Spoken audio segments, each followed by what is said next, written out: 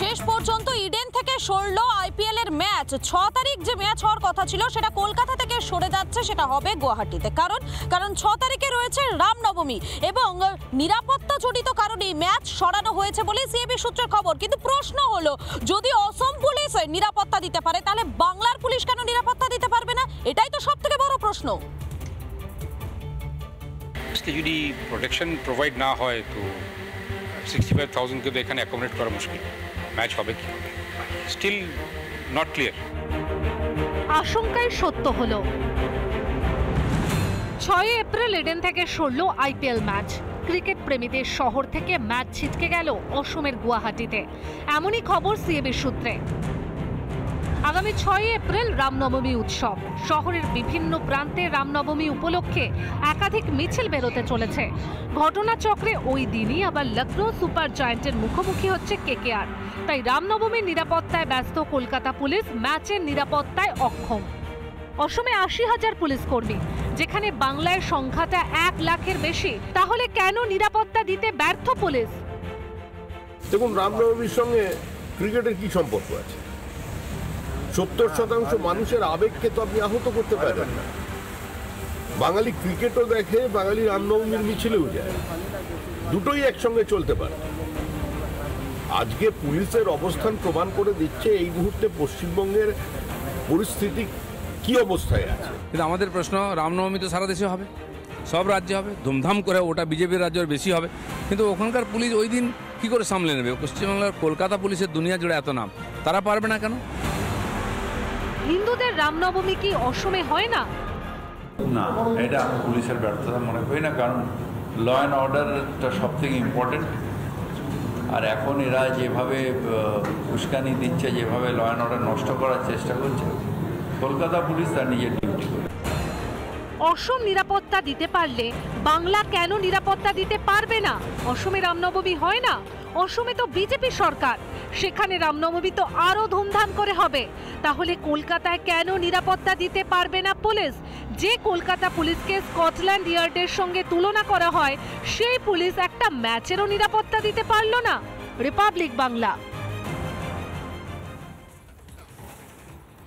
নজর রাখবো এই মুহূর্তে মালদার দিকে। মালদা থেকে যে ভয়ঙ্কর অভিযোগ উঠে আসছে, সেখানে রোগী ভর্তিতেও দালাল চক্রের অভিযোগ উঠে আসছে। যে অভিযোগকে কেন্দ্র করে রীতিমতো শোরগোল পড়ে গিয়েছে। মালদাতে রোগী ভর্তিতে দালাল চক্র, লাইসেন্স ছাড়াই শহরে ডায়াগনস্টিক সেন্টার, রেফার রোগীদের ভুল বুঝিয়ে নার্সিং হোমে।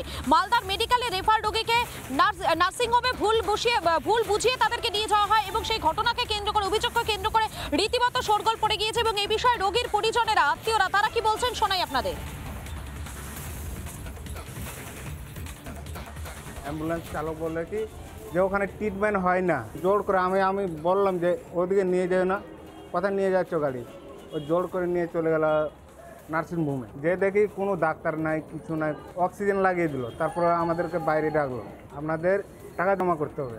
বলে এখন 20,000 টাকা জমা করো, 24 ঘন্টার পর্যন্ত এখন আর কিছু বলা যাবে না। রাত গেল, সকাল প্রায় 10টা সাড়ে 10টার দিকে ডাক্তারবাবু এসছে। বিল তো 82,000 করেছিল, 40,000 42,000 টাকা দেওয়ার পরেও তো ডিএম অফিস থেকে লোক না গেলে আমার বাবাও যেত, অপরান্ত আমার টাকাও যেত।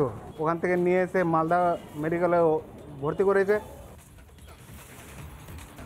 আপনাদের শোনালাম রোগীর পরিজনেরা, তারা কি বলছেন, তাদের বক্তব্য। আর এবারে শোনাই নার্সিংহোম কর্তৃপক্ষ, তারা কি সাফাই দিচ্ছেন, শুনুন।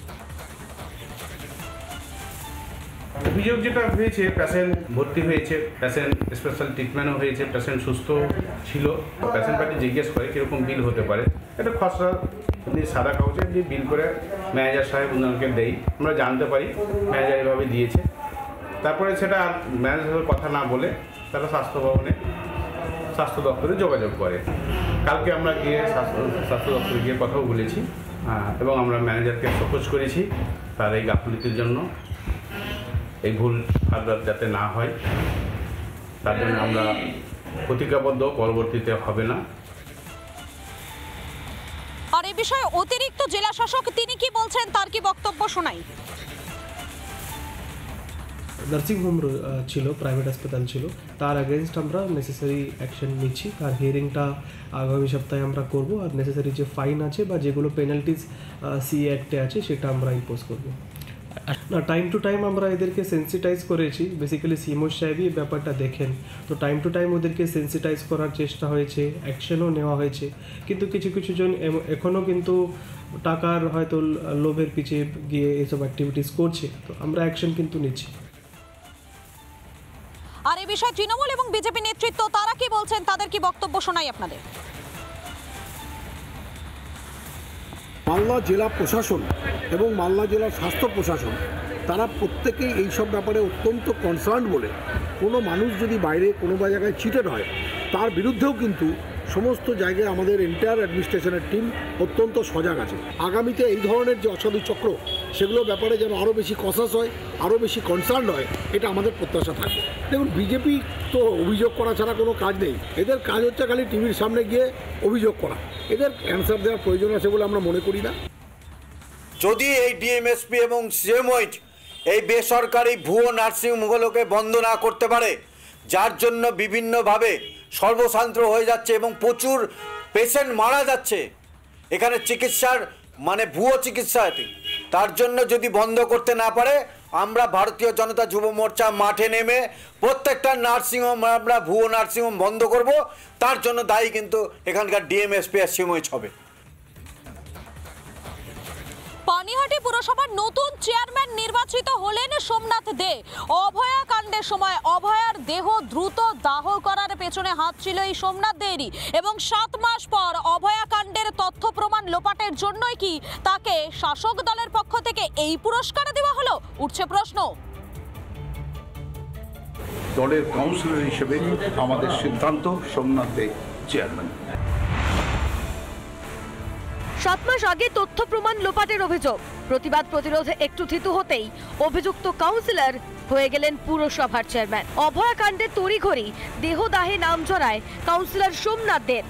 এবার সেই সোমনাথই পানিহাটি পুরসভার চেয়ারম্যান। তথ্য প্রমাণ লোপাটের পুরস্কারই কি পেলেন অভিযুক্ত কাউন্সিলর? অপরাধমূলক কাজ হয়েছে, মানে তথ্য প্রমাণ লোপাট হয়েছে, তার সঙ্গে সম্পূর্ণভাবে এরা জড়িত।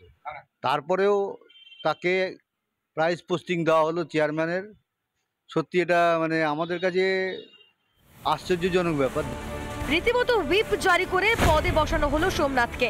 তৃণমূল কংগ্রেস থেকেই সিদ্ধান্ত হয়েছে এবং সর্বোচ্চ নেত্রীর সঙ্গে কথা বলে আমি নিজে এলাকার বিধায়ক হিসেবে সকলের মতামত নিয়ে আমি নিজে এই সমস্ত কাউন্সিলরকে নিয়ে আজকে দলের যে হুইপ তার সকলকে আমি দিয়েছি। বিরোধীদের অভিযোগ তথ্য প্রমাণ লোপাটের পুরস্কার পেলেন সোমনাথ দে।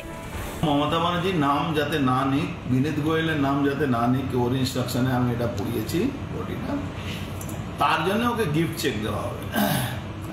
এর জন্যে মলয় রায়কে একটা অজুহাত দেখিয়ে ওই অমরাবতী মাঠ উনি নাকি বিক্রি করে দিচ্ছেন, এই অজুহাত দেখিয়ে ওনাকে সরানো হবে। যদিও সোমনাথ অবশ্য এই অভিযোগ মানতে নারাজ।